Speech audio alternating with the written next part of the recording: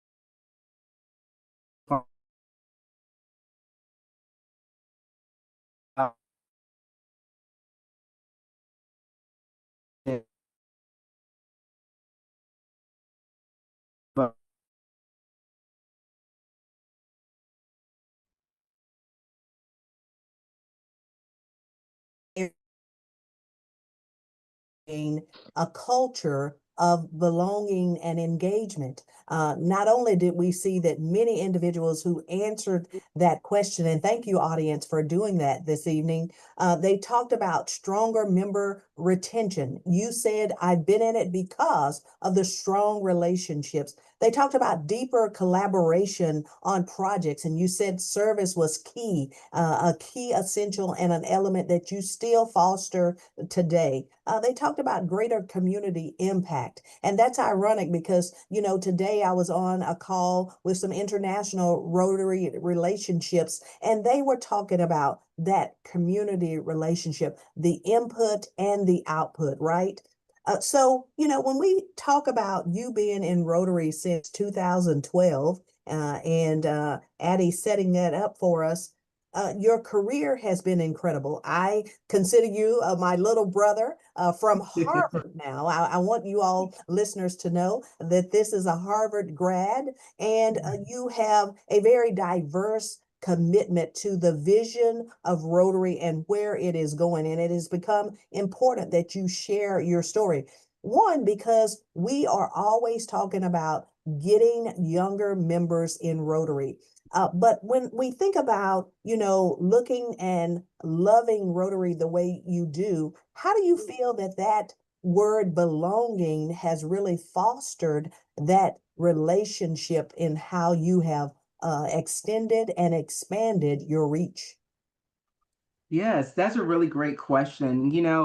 But first of all, belonging is perspective taking. And so it's really what we see in research is how you make an individual feel, but it's also the perception of how they feel to that identity or to that group, as whether if they would like to leave with the output of that they belong, right? And so what you have to do is back into, because belonging is the outcome, you have to really think about what are the ingredients that goes into belonging, and that's really the climate and the culture of your club. That's really, and let's break it down that even to even more. The climate and culture of your club is only as rich as the humans in your club, and the humans are only as rich as the diversity of across the human spectrum that you have in your club. And we see that research and practice shows that the more diverse your club is one piece, but the more inclusive your club can be, it can really grow your club into new heights.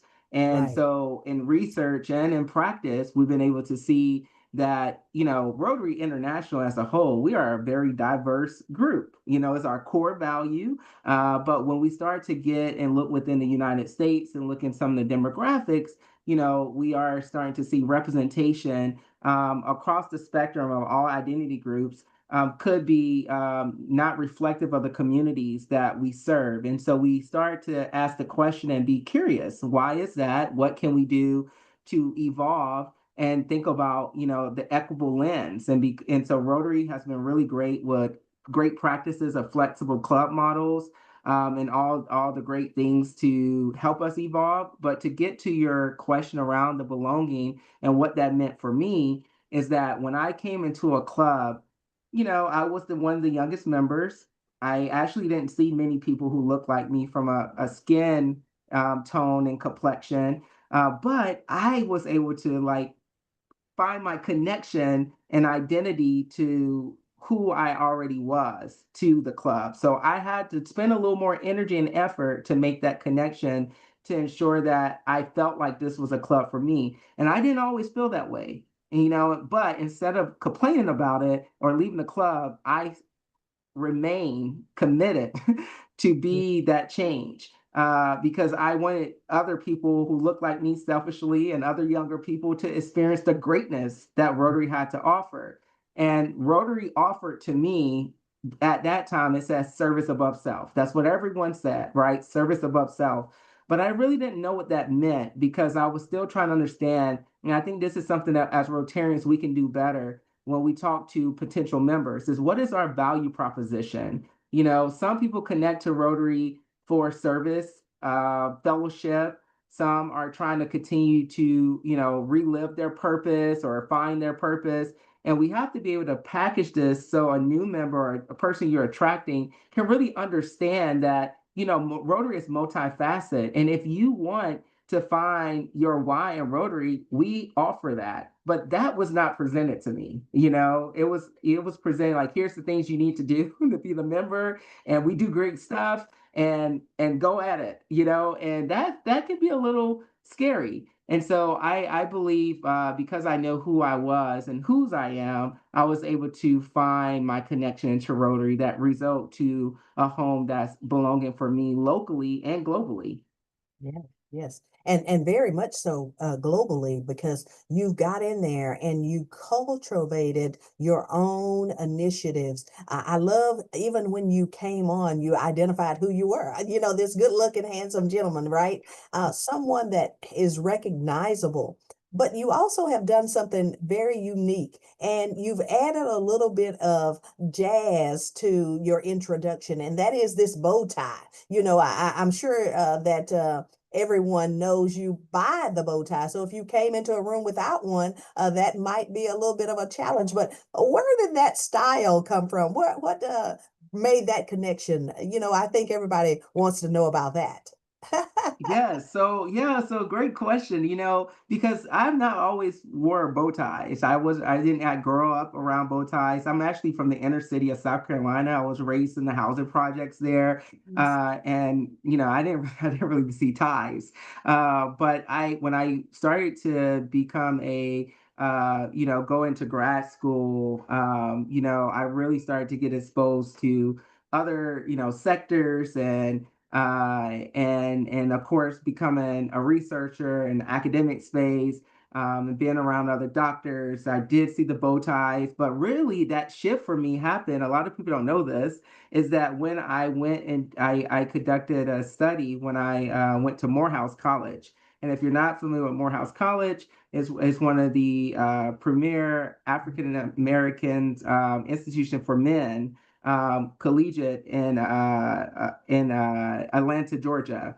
And so this is where Martin Luther King went. I mean, so many just great leaders that in our past. So when I went there, I really got this sense of empowerment around the wells and to be well spoken, well dressed, to Yeah. be well received. And I just took that on. And I tell you, I left there and showed back up to my graduate school with a bow tie on and this new birth. And I would, ever since then, my friends, I would tell you that this bow tie was, became a conversation starter, in Korea, to Brazil, to Australia, to many different parts of the US.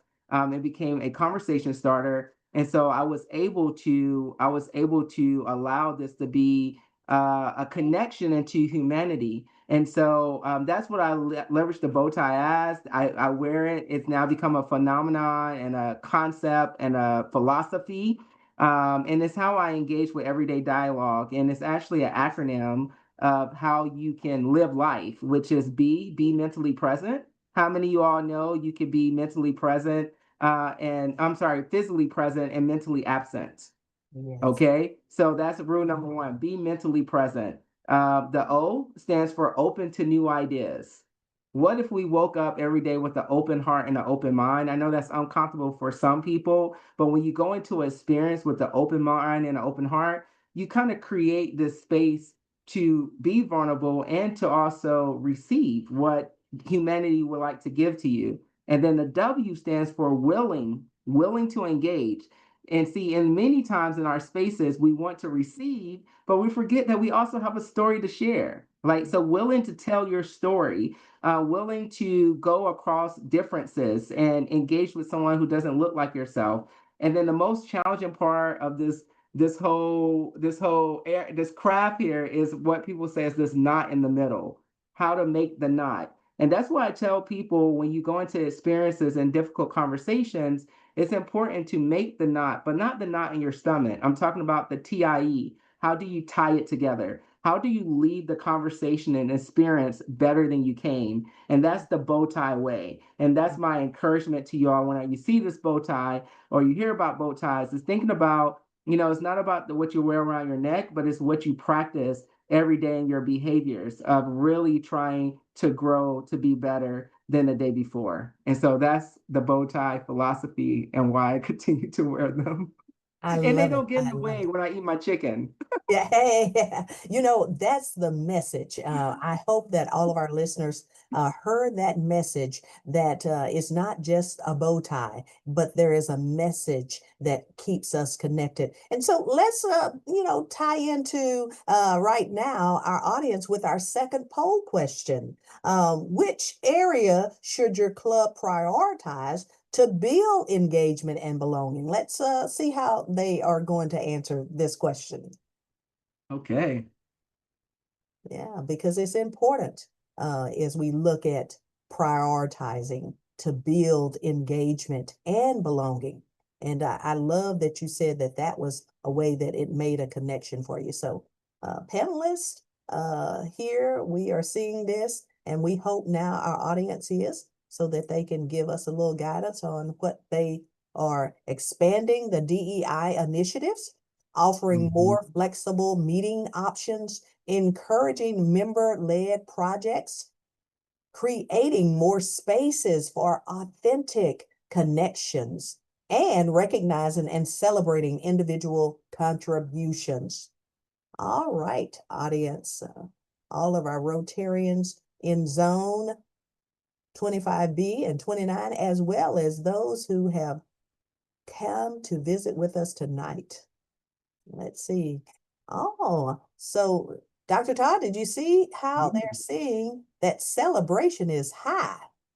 Give us a little feedback on what you think and why they didn't give a lot of percentage on the DEI initiatives. They really said recognizing and celebrating individual contributions.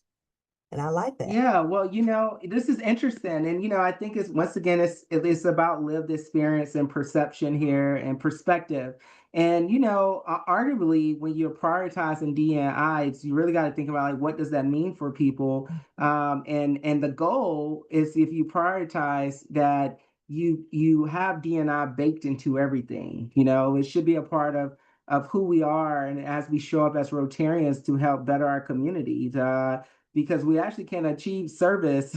It's service above self, not service to self. And so you Right. actually have to be able to think about what that encompasses, which is essentially being able to embrace diverse experiences and be inclusive with the equitable mindset. But based on the results here, this is actually, not as surprising for me because we see in psychology is that, more today than ever before, humans want and need to be connected. And in order to be connected, we actually, what I would have thought been the highest, research said we need the spaces to do that.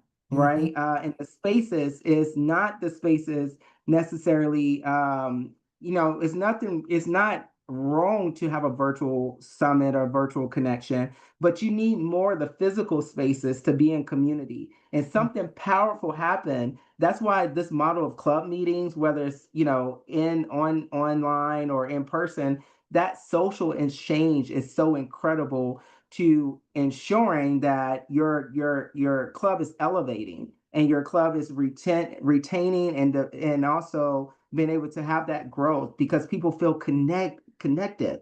And so Mhm. the next piece I would share is, that the second was not around, it was celebration. Mhm. So many times we become very transactional as the Rotary world. We come to our meeting, we ring the bell, we may sing a song, we have a speaker, we may have a little piece of meat or salad to eat, and then we leave. We say hello to Right, our friends, and right. then we leave.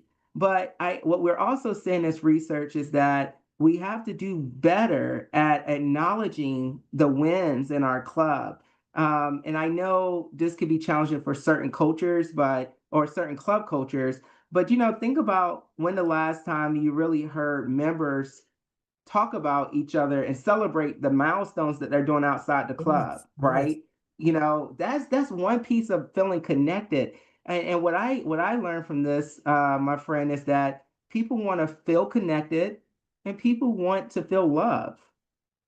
They want to feel love. You Mm. would ask all your Rotarians, and I'm not going to say I guarantee, but not many will say that I don't want to feel love when I come to Rotary. And so That's you right. got to really think about how are you loving on your members, Mhm. and how do you? It's like your family members, right? When they come to the house, oh my God, the joy. This oh well, certain family members, like the joy, the social exchange is there, and your eyes light up.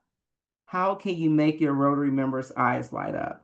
I want Yes. to leave you with that. I want to leave you with you to sit with that a little bit. When Mhm. the last time have you seen members' eyes light up? Who eyes are lit up? Who Mhm. eyes are not? Who's ducking out before the bell even closed, right? We got to think of those dynamics because at the end of the day, we have to ensure that we have a climate and culture that everyone feel as if they want to, they can belong there. And it's our job to do that. Absolutely. I have to share this little segment of a story. Just this last week, I went to visit one of my Rotarian friends that turned 100, and his club gave him a wonderful celebration. And really, what he said is, I said, what does it feel like to be 100? And he said, Demetrius, the reason why I believe I am still able to do what I do, and he still drives and he's extremely extraordinary in his cognitive skills and all of his knowledge. He said, it is because of the relationships that I have had and the connections with and through Rotary. You see, Rotary then allows us to live longer because we are celebrated. So that would be another good sales pitch, to grow Rotary. You live longer with Rotary. And, really the reality is it is a life well lived because through Rotary, we have built so many friends. So it really does go back to the four-way test. And, when we look Absolutely. at their thoughts and their approach, we know, audience, thank you so much for giving us that feedback. But I want to turn the segment just a hair because we are talking about curating, creating, and cultivating that belonging relationship. Dr. Todd, please just share a little bit about what your experience was in serving on the Rotary International DEI Council. But what we really want people to know is that we're making a great shift, one that will hopefully make people feel comfortable and recognize what that really is all about. And that is now we've changed the name to Enhancing Participant Engagement. It's a committee, but it is about engagement. And that topic tonight, belonging and engagement, really goes hand in hand. But tell us a little bit about your work there. Yeah, so yeah, thank you for that question because it's actually been a journey, since I've been and started in Rotary. One of the first thing I started to think about is even access with financial, with the dues and being able to have access to the membership. And that was one of the things I kind of piloted in my club early when I first joined. And then throughout that time, I've been able to also cascade and do some of the things in our district. Then I got invited to the zone. I don't know if it was Zone Emerging Leaders. It was a Emerging Leaders Institute. Yes. And then I started to really understand how Rotary, start to operate and put some ideas out there. And of course, this was also my training and my profession. So I was able to Right. bring that into the intersection of my service with Rotary and be a value add, I feel like, to Rotary. And so I was a part of the first Rotary International DEI task force, which was really trying to unpack, women and the initiatives that we had to advance women in Rotary. And so we were doing webinars, speaking at international convention, really trying to think about the leadership pipeline of advancing women. Well, we know that that's one element, but how do we also advance other marginalized groups that the data has shown from evidence that we have in Rotary. And so the DNI task force really came together to start to chart that course. And we were looking to start with the data, and we didn't have the data at Rotary, and still today is still challenging due to the different global compliance in certain countries. But we only track, we track gender, Right. male and female, but we didn't really track age, and we definitely did not track other demographics. And so we didn't have enough evidence to inform the initiatives globally and within regions. So the task force really did work to really understand where we're at, what is the baseline, and how do we intersect and talk through on a global framework, which you all know can only imagine could be challenging. And so we knew that this was not a one-stop shop. So we helped create, the position statement for Rotary. We helped give language and meaning and with that research, and then that informed the strategy of the D&I Council. Then I got invited to join the D&I Advisory Council, which that was positioned to advise the board, which was, the global board of Right. Rotary. And so with those initiatives, we did achieve a lot around the roadmap. Because one thing I talk about in this space is that it's not about, checking a check. It's not about a check mark. It's about maturity. How are you looking at, your inclusive or maturity, and what does that look like? I would encourage you all to think about that as your club as well. What does the maturity look like for belonging? What does maturity look like for engagement? And when you're able to name and define, you can also now know the North Star and the aspirations that you all are trying to achieve as a goal. And I think that's what has happened, which I'm no longer on the participant engagement committee, but that the shift, to my understanding, was a intentional shift to ensure that these elements are embedded into Mhm. how we show up in our membership. And I will go ahead and tell you, this is my thoughts. This is not I'm on the Rotary Youth Advisory Council as well today. And I'm not speaking on the behalf of Rotary Youth Advisory Council or Rotary DEI. I'm speaking on the behalf of Todd. Okay. Right. And here's my thoughts. I do not believe Rotary have a membership problem.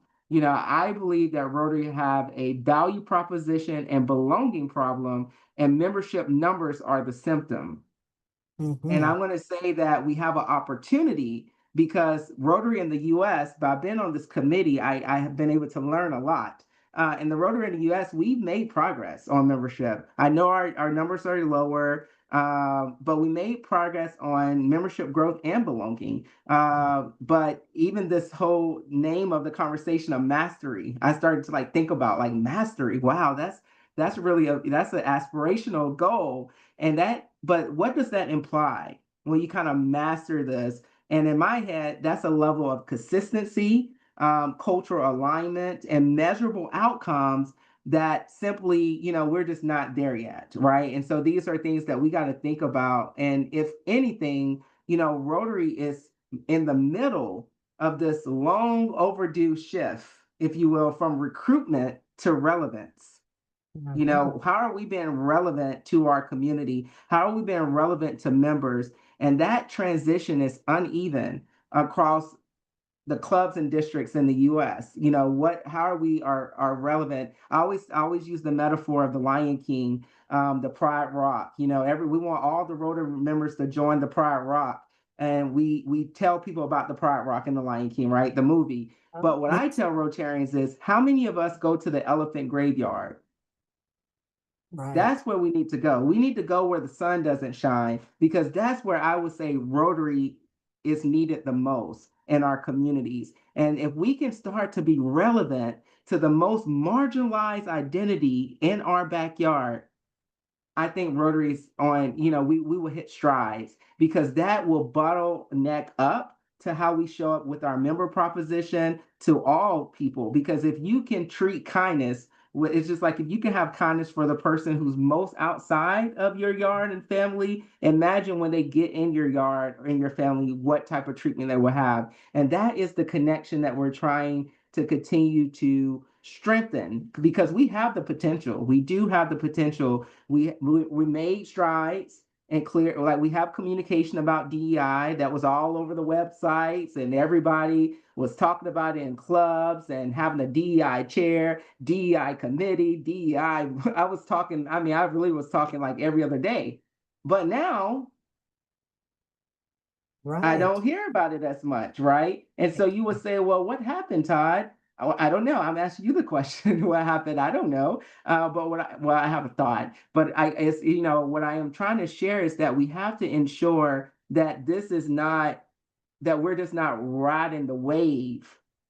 We need to ensure that this is our value. This is a core value. But how does this value become the practice? And we have flexible club models. We're getting better storytelling, like your Rotary Y, and Yes. and really clearing and growing our awareness.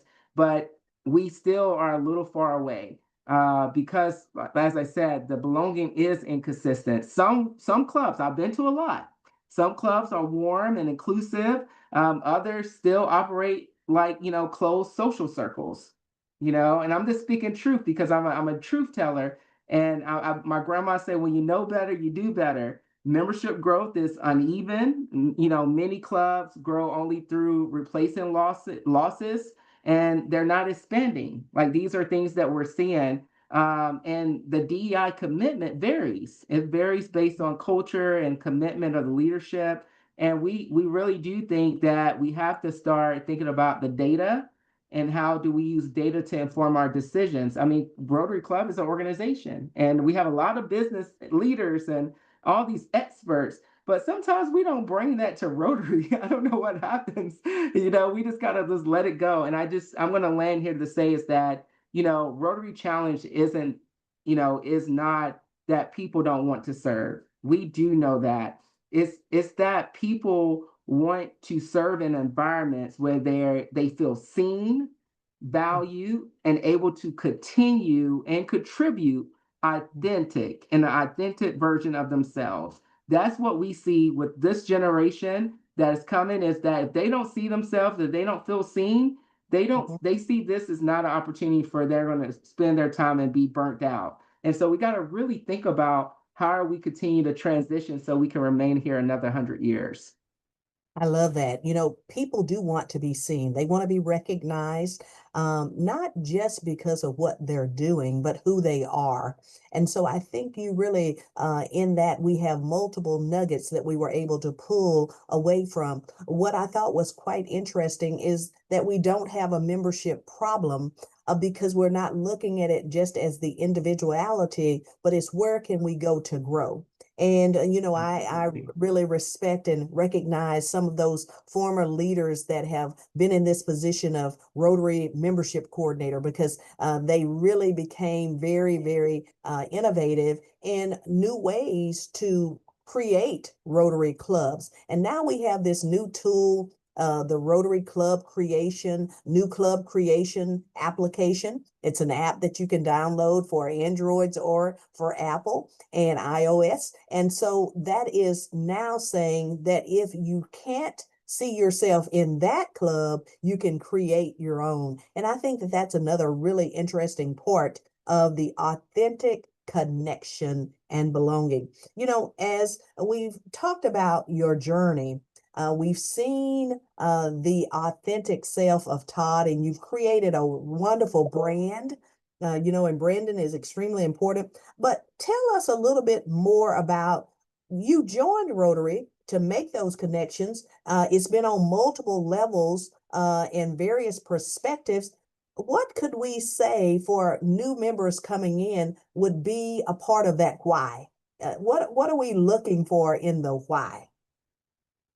Yeah, for me, I think that's the beauty of Rotary is, it's not a one size fit all. And I have learned that because it's several individuals in my community that I'm like, let's go to district conference together or let's go to international convention. Everyone is not as motivated as I Yes, am, even in my own right. club.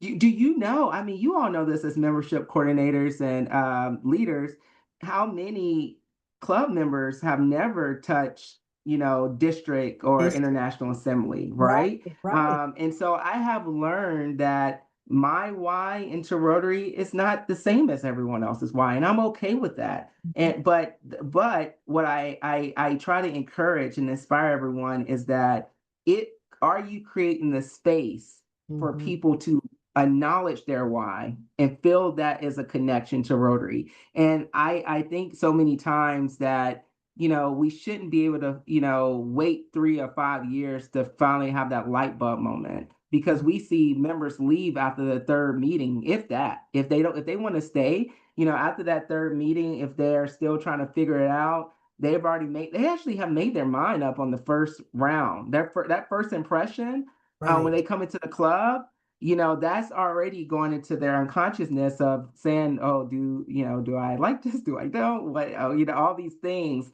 Am So I it's comfortable? Am something I that not? Yes. I exactly, do I stay? Do I not? But one of the things that I've seen that we don't do a lot of that we could do more is really get to know the human that's coming into the club. I think we quickly try to ensure that members assimilate and we put them in where we want them to belong. Like, oh, join this committee, Right. or hey, go talk to this person in this club, or hey, everyone speak, everyone does like the good old hospitality and wave their hand and speak to you, but that's it. They leave out that door and you don't see that, they don't talk to that person throughout the week. And what we need is more small, genuine connections that's Mhm, outside of that one time meeting. And so think about when you have that small connection, you can really get to know what people are passionate about, what mhm, gets them up in the morning, what keeps them up at night. And now we have a connection point to allow that to be a belonging metric to Rotary. Because I will argue anyone that I would debate anyone to say I believe that Rotary can be for everyone. I mean, you can really find your place in Rotary. If mhm, you are whatever sector, whatever your background, Rotary is a great connection to help you continue to live a long life as that 100-year-old because you need a sense of belonging, connection, and service. So that's what I would say that has advanced my why and my compass in Rotary, and I've seen that all across the world. Rotary is a beautiful thing. And how dare I sit up here and not try to tell the world about it? So that's why every time my colleagues, my at work, everyone know Todd is a Rotarian, but they also know Todd has told them to come to a meeting or go and sit on this webinar because everyone has the opportunity to experience the greatness that I believe our organization embodies. mhm. I love that. And we have had some interaction in our Q&A. And I love that those who live in Minnesota and those who don't, but in a few years will be in Minnesota. It's bringing Rotary Convention back to North America. We love that. I saw a comment in reference to education on DEI, and perhaps those individuals should not be in Rotary since DEI principles should be important. But in reality, what I heard you say really is that you've unpacked the reflection and the representation of members and how we engage them and how we show up for them. And we build strategies that will encourage growth because we are encouraging the individual to acknowledge who they are, what they are, and how they play a significant role in Rotary. I hear a lot of people say, well, we've got a new member, but they didn't stay long. Well, we did not use some of their talent, right? Back in the day when I joined, Dr. Todd, I've been in Rotary since the 90s, 98, I believe. Yes. We came in because it was for classifications, and we wanted to get people from these different career paths and different professions. And we left that, and you talked about the flexibility. But now we're about encouraging. But I love the key element is engage. And I think that's why the committee has really sought after this word participant and engagement, Mhm. because the reason why we're really coming to Rotary is because it's an opportunity to not only engage in wonderful people like you, and then also to participate, because we're seeing things move and change. There's action in Rotary. And I think that that's why so many people love the opportunity to serve, because they know that they're going to bring about change. I love too that you indicated that we need to look in some of those dark spaces, because some of those areas are the areas that may not have had the impact of Rotary. So I love that. But I also love the fact that you are a wonderful husband, a Mhm. wonderful father. And I can say that I have held your son. I haven't had an opportunity to see your beautiful daughter, your little princess yet. But when you would come to Rotary and events, you would fly in and you would bring your son. And so, I want to approach this series as we're leaning toward the latter part of it. I want to speak a little bit more about the future of Rotary, because you said something so important, that we have to look at the generations to come. We want Rotary to be around another 100 years, just like my friend who is turned 100.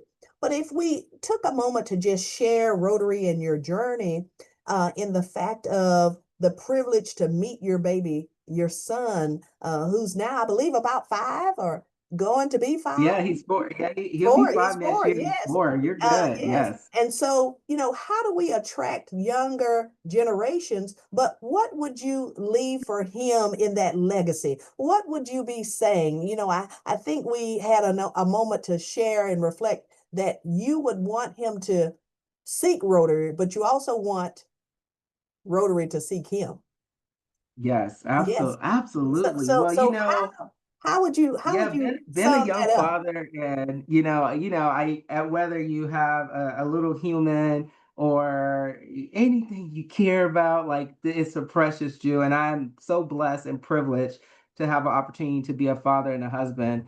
And it's definitely my partner, my wife is, incredible. So I just want to Yes, acknowledge my she's wife beautiful. and my kids, because without them, it's no me at this moment. And because I do believe this is why I also really fight hard. And I know fight could be strong language, but I try to continue to show up for Rotary, because Rotary is just such a pillar of the communities in which we live and serve. And I want to ensure that my son Mateo, and my daughter Amai, as they grow up, that they see Rotary is a place for them. And what are going to be some of those KPIs, the key performance indicators, is Yes. what we do after this session. That is what's going to help continue to impact, because we're all on a journey here. And as I said earlier, we're trying to get to maturity in this space. And so as we think about attracting the next generation, first of all, we need to be Yes. co-creators of the product of Rotary. We Mhm. cannot expect how many? We all been there. Everyone been there, young adults, and when the older adult, more wise senior come and tell you this is the way you should do it, you do the totally opposite. And sometimes you Yes. don't even go back and talk to them unless you got some good sense and you know that they actually been through some things and they have well meaning. And I say that is because so many times what I've seen in our Rotary world is that we're creating products for youth or for the next generation without them involved. And Ah, so it's very important, as I say, if you want to think about attracting the next generation, you have to be co-creators. That means be intergenerational. Let's stop using the words young and old in our clubs. These are the young people. Oh, you young person, come over here and take the mic. Or you young person, tell us about the technology. You young, I mean, I've heard it so oh, many yes. times. Yes. Or dismissive of our experience. Oh, you're young. You don't know anything about. That is so just, I know everyone means so, good heart, but that is dismissing the voice that in perspective that maybe that young person or next generation can, be able to support. Also, don't sleep on your experience either. We need each other. It's not, I am very, very much, I have learned the most of my Rotary journey from people who look different than me and who are much wiser and seasoned than I am. And so I also want to say, don't dismiss your perspective. That's why I think we need to cross pollinate and co create the Mhm. solution. So my son and Amaya and all the young people, which is young is, age is a number, maturity is a mindset, right? So everyone in this call is young. We're here today. And so I think what I will leave y'all with in this regards is that we're gonna be in a period where you Rotary is not going to be about convincing people to join. Okay, I don't, I can see even us as millennials and the next generation, Rotary is, is not how it is, not old school Rotary anymore. And the great thing I love is that we have had different models to meet our community needs, but we got to also think about the cultural needs, the cultural piece of this. We have a lot of trends happening. What's the big trend? AI. Yes. Well, I don't know. I'm going to just be candid. It's some conversations about AI and Rotary, but we're a little behind the curve. We're not having that in front of our membership proposition of what can AI do to help enable our club experience right now. I mean, it's kind of slowly, and I know we're still treading the waters there, but that's a lot of times when we have these different things that are introduced to society, sometimes Rotary is a little left behind. And so I would say that would be my next encouragement is like those trends that you talking about it with your grandkids and the TikToks and all, bring that to the club. Bring Yes. that to the club. And let's bring that energy. And so I will leave y'all with that thought is that, don't look for the young people to always give the energy. We will look for you to give and I'm not saying you're old versus them, but we need collective energy, and I think that's what makes us great. I love that. And I love that Melrose noted that that was a wonderful question. As a PDG who cannot recruit her own daughters to Rotary, she's looking for you to help her bring that energy and challenge the younger generations. But, another comment was noted too, suggest 7 points that would make Rotary attractive to those younger generations. And I think that's something that we can work on. And me and you can have an opportunity of exchange. And you come back and share with us a little bit more on that topic and subject as well. Our time has been well spent. We have really heard a lot about belonging, and we've seen the Rotary journey through the work of an individual who has been passionate. I think about 3 words. We want to have members that we are able to retain, sustain, and maintain. Maintain the status quo, no, but maintain a growth in our club. And so we want to take a moment to look at our final poll question and, just see what the feedback is there. So let's bring up that third poll question. How often do you feel your unique perspectives and strengths are celebrated in the club? Always, often, sometimes, or almost never. Let's see what our audience has to say about that. As we prepare for the holidays, we know that Rotary is a big part of that celebration. In January, we will be moving into gaining more opportunities with our governor-elects at International Assembly. And so unique perspectives and strengths being celebrated is what they're going to come back with clubs. So, we see always 14%, often 38%, sometimes 31%, and almost never 17%. We definitely know we have to make a change in that almost never. But it's good that often those things are celebrated. And so, Dr. Todd, as we draw closer into our time in this segment to have Addie give us some wishes in the celebration, I want to end this question with, the holiday season. I know I can only imagine with two young people in your home, two babies, I still say, that there's lots of packages. But how do you plan to celebrate the holiday seasons, and especially for that beautiful bride of yours? Oh, that's so kind. Well, actually, we're actually, I don't know if people will agree with what I'm about to say next or not.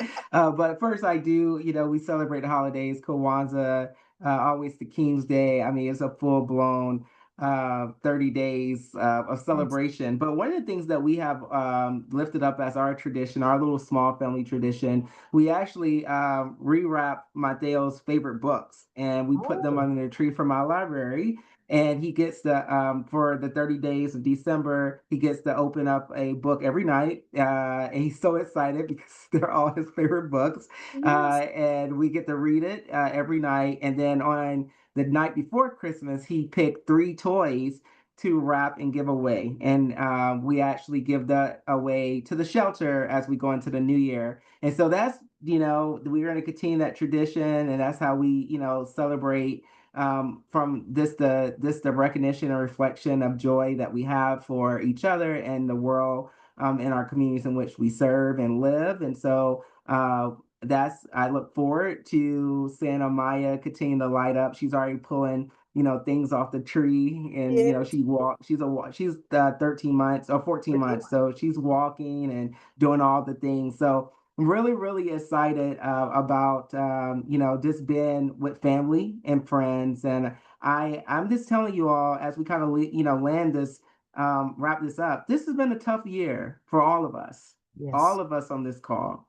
And so I want, create the space to recognize that you still yet showed up. And I'm grateful for you being here and still being present in the community. We Yes. are needed more than ever, to ourselves, to our family. One of the biggest experiences, and with age group, is loneliness, and Yes. also with young people. And so Right. that was the question: what can you be? Is connect to young people. Be a reverse mentor. Allow a young person to mentor you. Guess what? This could be fun. I just started this idea. Have a young person or the next generation come run your club for today. Let Mm. like the president run the club. Let them moderate the club. These are just have fun, enjoy. Fun. And I want to leave you all with that. I hope that you have a great holiday season. I send you off in love, peace, and most importantly, comfort of whatever you wish to be brought to you. And so thank y'all for having me. I'm going to put my, someone sent me to connect. I'll put my link here if you want to connect with me, or have any follow-up questions. But thank y'all for having me. I really appreciate it. Thank you so much, Dr. Todd Bowtie Jenkins. What a wonderful segment we have. Adi, come on back on and give us our close. We know that we're going to have another exciting segment in January, and Addie is going to be able to share a little bit about that just in our last 3 to 4 minutes that we have. Dr. Todd is putting his information in. Please know that he is a dynamic speaker and would be more than available for you if you want to have him come to your club or your district. Addie, are you out Yep, there? I am here. There you Can are. you see Okay. me? We can't see you. Uh-oh. We can I, hear you. I don't know what's happening. I'm Cyclops today, so That's okay. let That's me see okay. if I can get myself back in here. If you Uh, just if you just provide us that in the last 4 minutes okay. that we have, I there you think are. I There am you are. here. All And Dr. Todd, right. we cannot say enough thank yous. Yes, indeed. Yes, indeed. Show him some love. Something is happening with my screen here. So, but anyway, wow, what a segment. What a segment indeed. So thank you, Dr. Todd, for sharing your expertise, your story, and your heart for Rotary. Demetrius, thank you for your thoughtful moderation, your insightful questions, and your leadership. Very grateful for that. Um, on behalf of Rotary Zones 25B and 29, thank you both for an engaging and meaningful conversation on belonging and engagement. The January session, I believe we close, and I want to extend a personal invitation to everyone with us tonight. Please join us January 20 for our segment on learning deep dive, unlocking Rotary's gold mine for membership development. The Rotary Learning Center is one of our most powerful and most underused resources. So we're going to be talking about that, how you can integrate learning modules into new membership onboarding, build them into leadership pipelines, use them in strength, strategic planning, and retreats, tracking progress, encouraging peer learning. When you know better, you do better, as was said earlier. When used intentionally, the Learning Center becomes a living resource. So we're going to be talking about that. Our special guest will be Trustee Marty Hellman, and RI staff, Kimberly, uh, uh, Kwame. So we're looking forward to it. Have a happy holiday. Looking forward to a good new year. And please join us. Bring your leadership to the next meeting and enjoy and learn. What a great evening. Thank you again. Thank you. Thank you so much.